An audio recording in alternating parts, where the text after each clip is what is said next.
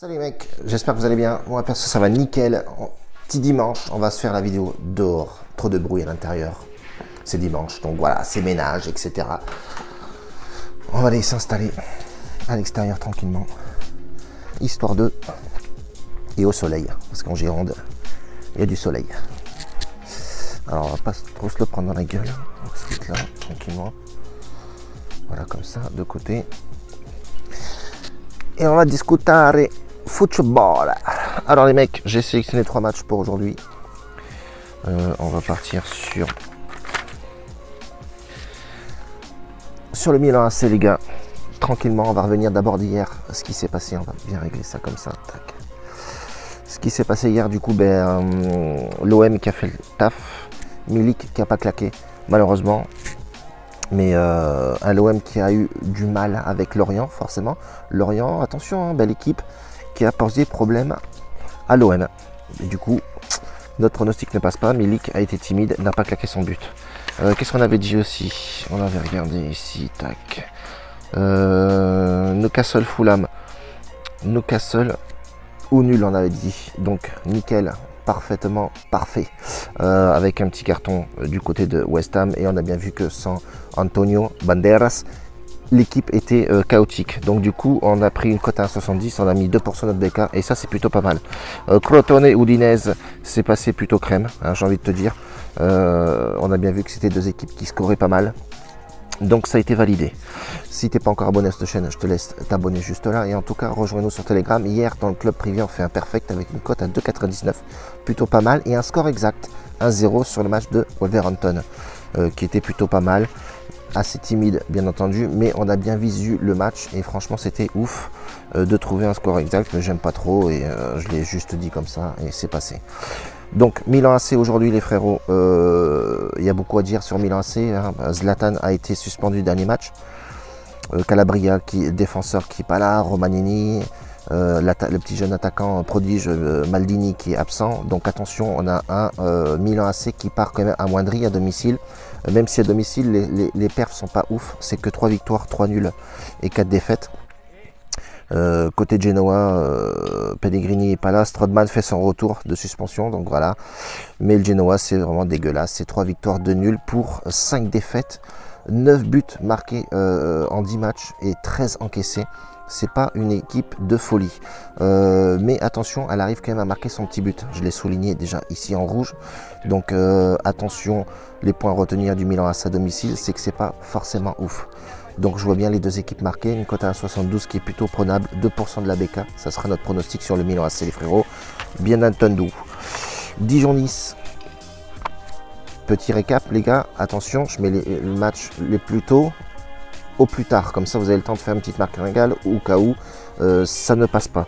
Et vous avez une cote de 1,70, 1,80, etc. Donc ce qui est important dans les martingales, on ne fait pas une martingale avec une cote à 1,30, et après jouer une cote à 1,80, et après jouer une cote à 1,50. Donc petit récap bien entendu pour ceux qui ne connaissent pas la martingale.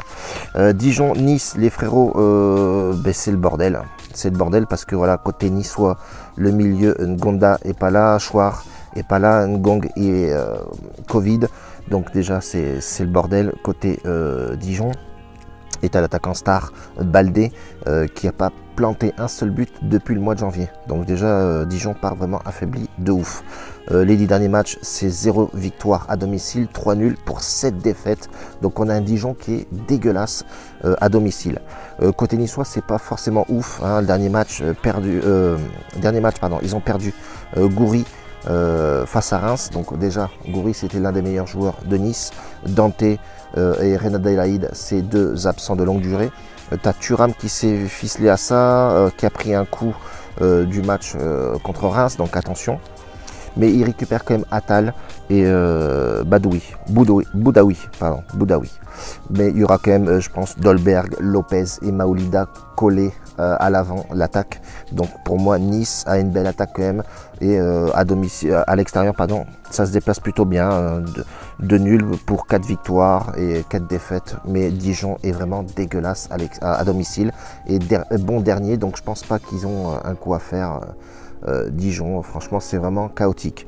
J'ai un petit fun à donner, Dolberg ou Lopez en double chance buteur qui me paraît plutôt pas mal, bien coté 1,88, 1% de la bankroll, mais mon pronostic sur ce match là ça sera forcément la victoire sèche de Nice, je la vois bien gagner, pourquoi pas.